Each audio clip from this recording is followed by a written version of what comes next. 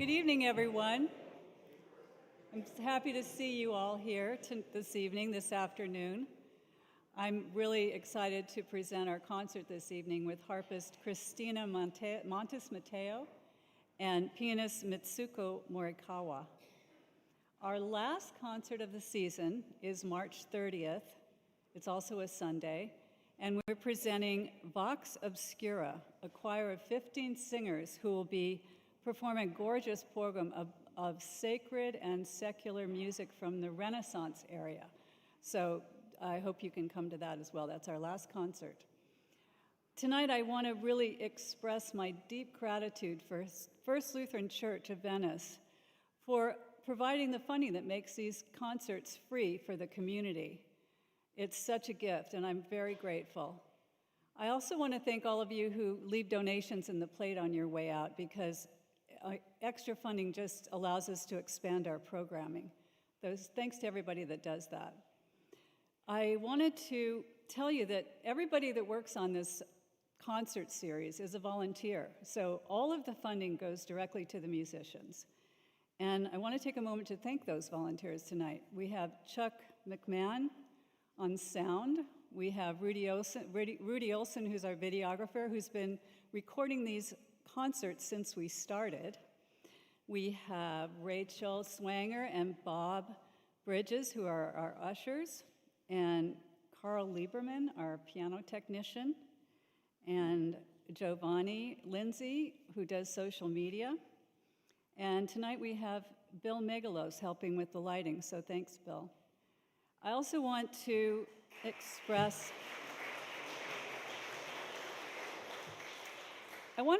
a very special thank you tonight to Lon Davis, artist, graphic designer extraordinary.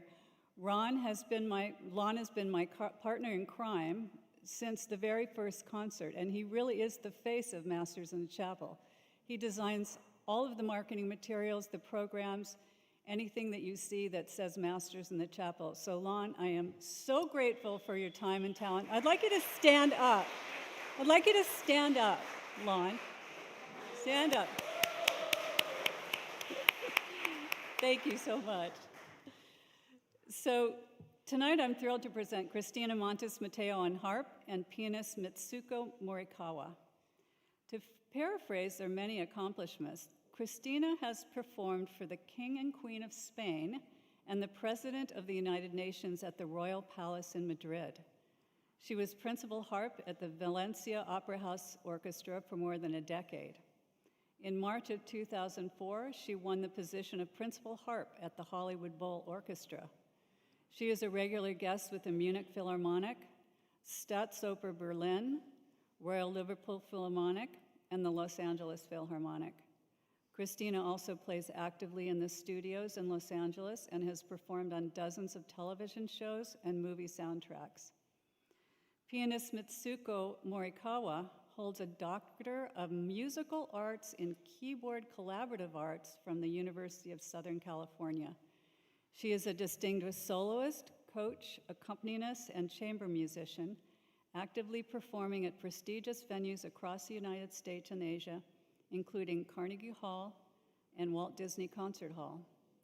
She has held positions at several prestigious institutions, including Occidental College and the Oberlin College Conservatory. So ladies and gentlemen, it's my great pleasure to present Cristina Montes Mateo and Mitsuko Morikawa. Enjoy.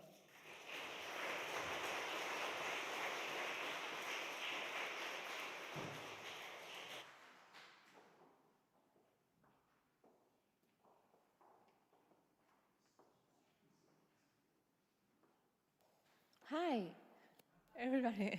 Good afternoon. My name is Cristina. Thank you for the introduction. I just wanted to talk to you a little bit between the pieces, to explain the pieces, the repertoire, and also a little bit about my instrument, the harp, which is sometimes very unknown because many people, I don't know, they haven't seen it so close sometimes. So let me talk to you a little bit about the first piece, which is are the Dances by Claude Debussy. This program is all French and Spanish music. So this first piece was written by Debussy in 1904, By that time, the harp was transitioning, the instrument was transitioning from what it was before. It wasn't like that. So now this is the symphonic harp, the harp that you will see in any orchestra. So as you can see, we have all the register of strings, 47 strings. So we have one string for each musical note, one for C, D, E, F, G, A, and B.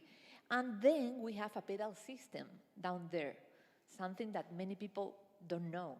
We have 7 pedals with 3 different positions on each one.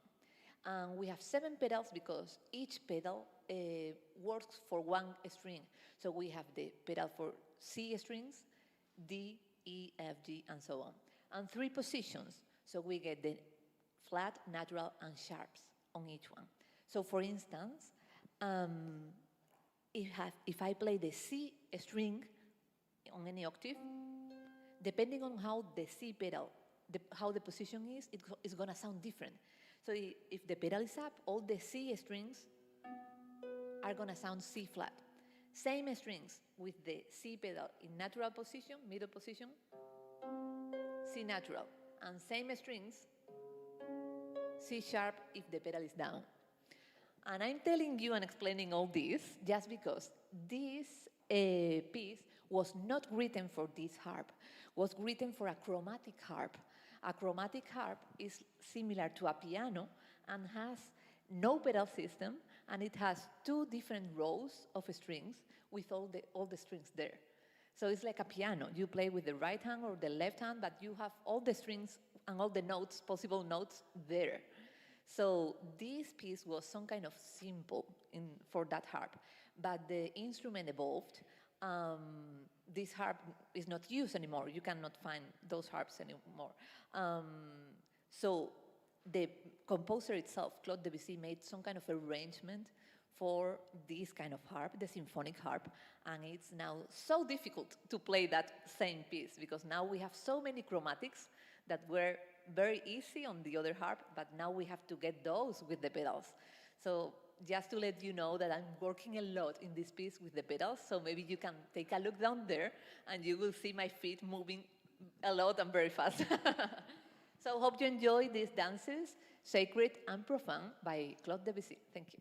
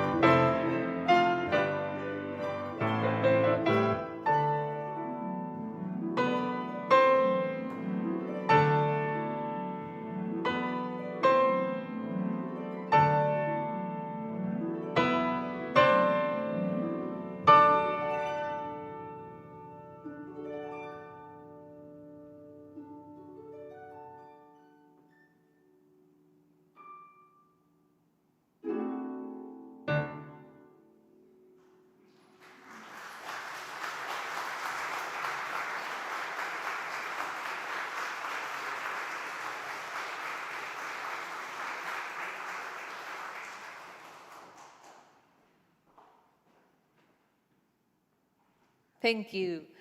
Next piece in the program is the Viejo Zorzico. We go now to the Spanish repertoire. And it's written by Jesus Guridi. Jesus Guridi is from the Basque country in the north of Spain. I'm also from Spain. I'm from Seville.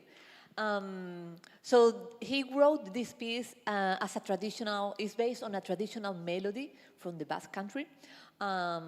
Viejo Zorzico means old Zorzico, and Zorzico is a kind of dance, traditional dance, which is written in 5/8, which is a very irregular rhythm, but has some kind of swing. It's a traditional dance, as I said, and he wrote this piece for solo harp. He only wrote 2 pieces for solo harp, but I think they are very beautiful. So this is the Viejo Zorzico.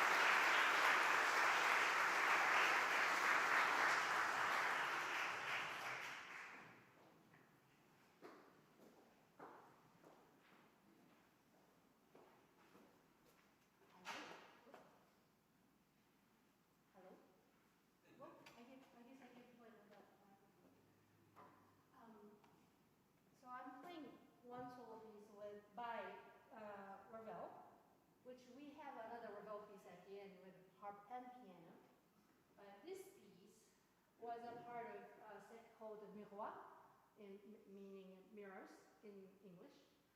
And this is number 4 of the set, and probably the most famous one from this set, and has a lot of Spanish flair, Spanish rhythm. The reason I think is that Ravel was born in a region called Basque. It's part of the France, but it's right at the border of Spain and France. And it's a beautiful town, and his mother was Basque. However, she grew up most of her life in Madrid, apparently, so he has a very strong influence from Spanish music and French tradition as well. So his music has always a little bit of a spicy Spanishness to it. And of course, Ravel was a great orchestration person that he orchestrated most of his music. And I always get the inspiration from his own orchestration. He wrote this one for piano first, but later he orchestrated it and has so much more color in it. And there and I have a percussion instruments with me when I play this piece. But here is the Alvarado del Gracioso. It's a morning song by Bob Jester, I think.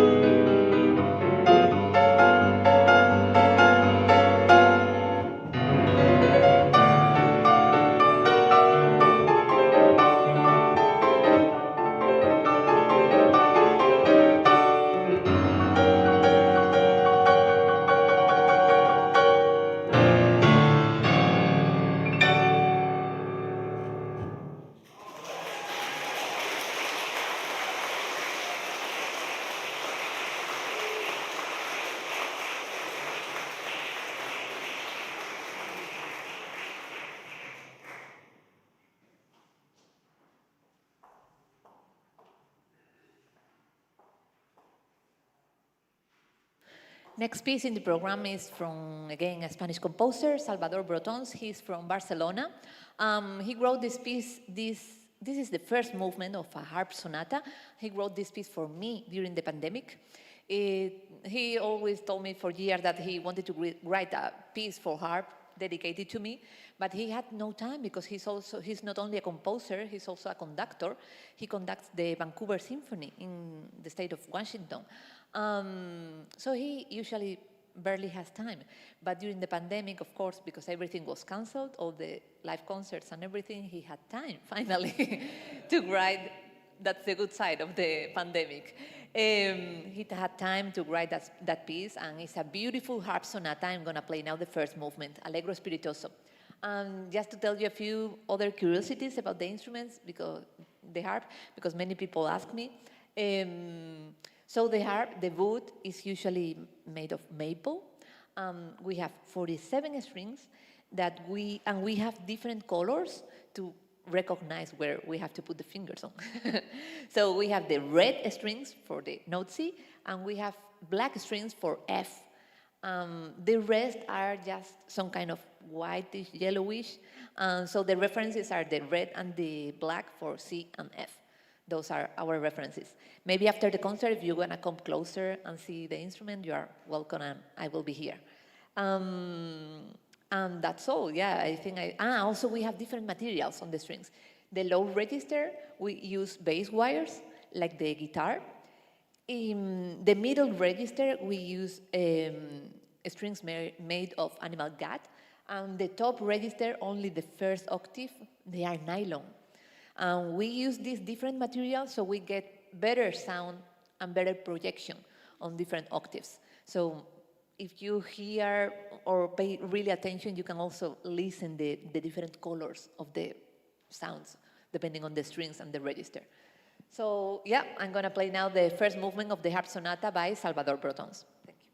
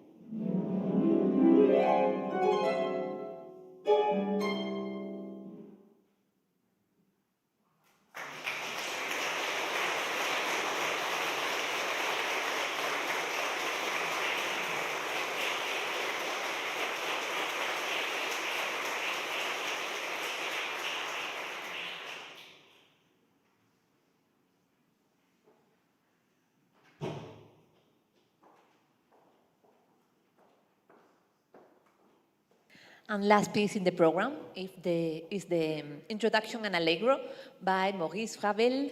He wrote this piece originally for harp, a string quartet, flute, and clarinet, so a septet, seven. But he also made himself an arrangement to be played also with harp and piano, or even for two pianos, or piano, four hands, right? Two pianos. I'm right.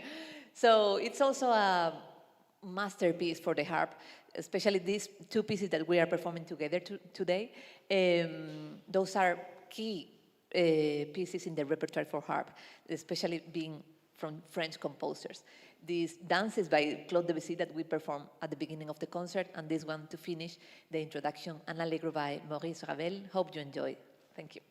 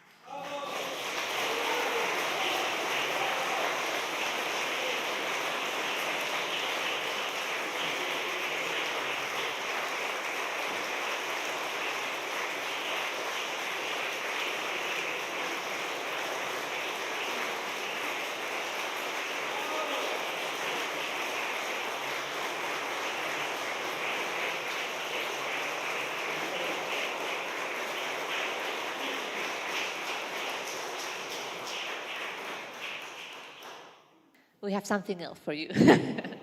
Short movement from the Forêt Suite Dolly.